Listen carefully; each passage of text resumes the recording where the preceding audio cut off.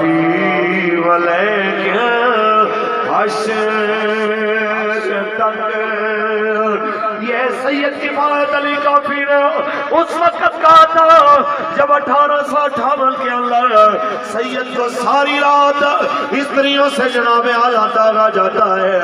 یہ وہ شعر ہے جو 1857 سے لے کے 58 تک پورا 1 سال مراد آباد میں انگریزوں کو داخل بھی نہیں ہونے دیتا, اور وہ اپنے مراد آباد کا مجاہد بھی آئے, قاضی القضاء بھی آئے, چیف جسٹس بھی آئے, امیر بھی آئے.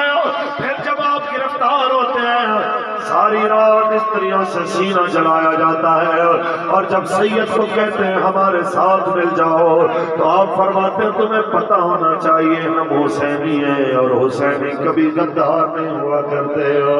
اس لیے ہمارے بابا جی فرمایا کرتے تھے گناہگار کے لیے معافی ہے, غدار کے لیے معافی نہیں ہے.